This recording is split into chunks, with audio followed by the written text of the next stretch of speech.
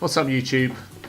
So, what do you do when you have children and you want them to experience the world, you want them to experience technology and social media, but you don't want social media coming kind of owning them? So, that's what I want to talk about. So, I'm Nigel. This is Are We There Yet? I'm certainly not there yet as a parent. I'm still trying to find my way, as I think you are. So, let's have a chat. Let's go. So, here's where I'm at. I'm a 43-year-old man as of yesterday. Thank you. Happy birthday, any dads out there, or mums, or kids. Kids shouldn't be watching, really, this. Not that there's any profanity, bad language, very family friendly. But at the same time, I don't want them knowing the secrets, so to speak. So I'm a 43-year-old man, two kids, 14 and 11. So a 14-year-old daughter, 11-year-old son. And I find they bring their own unique challenges. My daughter, obviously the one who came first, I got into technology very early for her. She was into social media from about 8 years old. Got her a Twitter handle, and I thought, that would be a great way of her being able to understand how the world works. More people using social media would be a good way of her understanding that the world is not a nice place, and the sooner you get a handle on that and learn how to handle it, the better. Or that's how I thought. And when they go make that move into secondary school, it's nasty. I mean, this is just dad perspective here, but girls are nasty in secondary school. They triangulate, always like a group of three, and then one always sides with the other, and the other falls out, and then they make friends again, and then they fall out of friendships again, and it's just like this car crash of emotions going on, and then they're going through their early teenage angsts, and this kind of compounds on it. So, and then it becomes worse than that, because whenever they argue, it carries on at home. So it carries on social media. It's relentless. It is non-stop. And you wonder why kids get depressed and they feel like they can't cope. And it's because their head is just like, it's like a million miles an hour. Their brain has no time to process what's going on before they're back on it, before they're having to address something new. A new fight breaks out, a new argument over chat. Where when you're replying to a particular message, the message is already forgotten because someone else is interjected with something completely different, and you can't go back because it's too late. And then you haven't got your point across, and it's like this cooking, simmering pot. And when I was a kid, my parents had a very simple thing to say to me, and they always said, don't bring trouble to our door. Never bring trouble to our door. So I never told them I was arrested. No kidding. So I never did. I respected that. But with social media, you can't, because it carries on and it's always in there. So you can't use a don't bring trouble to my door. Now you have to use a don't bring trouble through your phone. But that's not going to work, is it? Jensen, my son, 11, he's really different. I mean, he's not interested in social media. He's interested in Roblox and trying to get Robux out of me. And so he still interacts with friends from his junior school. He's now in year 7, but from his junior school. And he has friends, and it's very innocent, and they just have fun, and they just like building worlds, and they're having a laugh. And it's like they couldn't be further apart.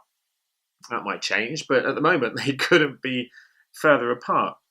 And so the problem I've got is that I want my daughter and my son to be engaged in social media and not to feel like they're being deprived, or God forbid having their, liberty or their rights and freedoms imposed or taken away from them by me as parent.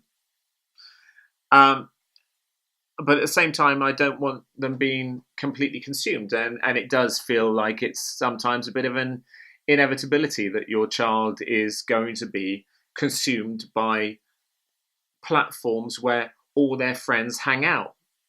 When I was a teenager, when I was 10, 11, 12, whatever, it was very simple.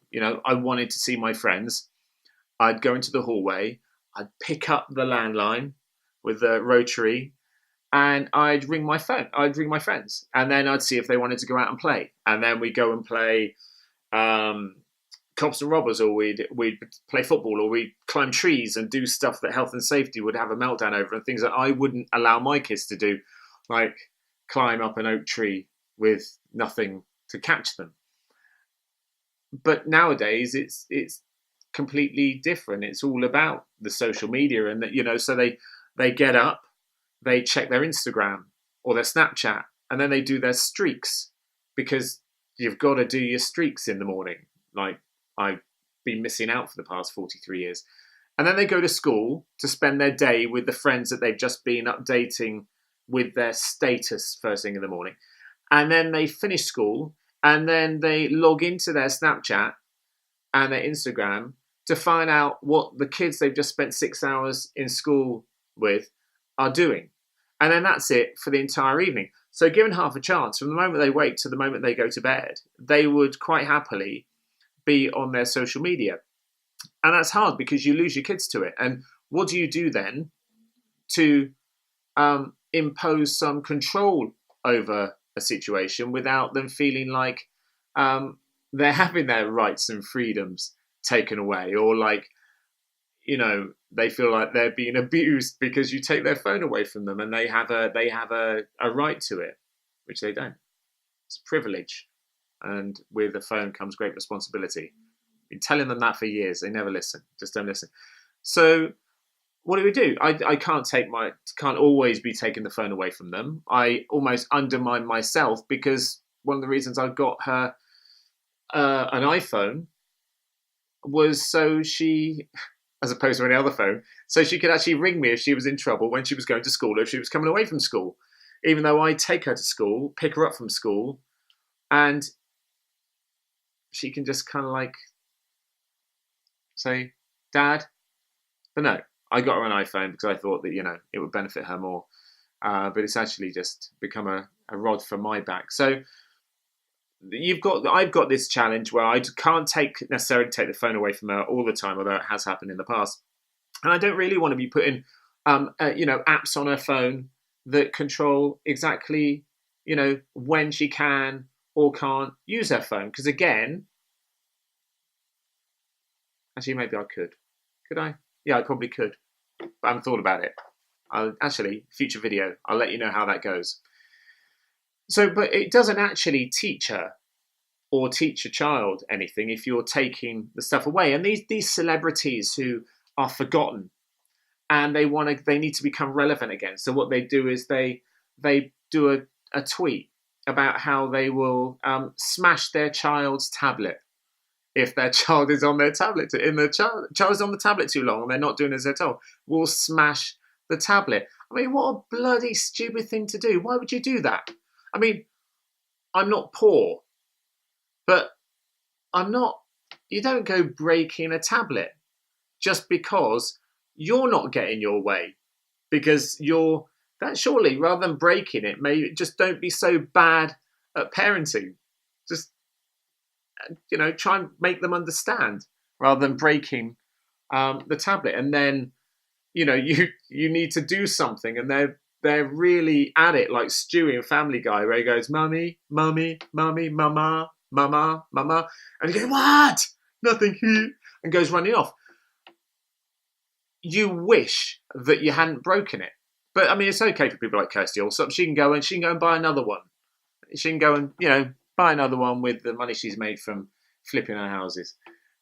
But for most of us, it's not a practical thing to do. So what do? You sit down and you have to talk to them and try and rationalize with them, and then they agree with you, and you think you've made a breakthrough, and you think, yes, woo, oh yeah, parenting, easy, oh yeah, and you come away and you you think you've made a breakthrough. They've gone to bed eventually, and then you sit down and I'll have one of these, and I'll think, okay, sorted. That wasn't too bad, was it?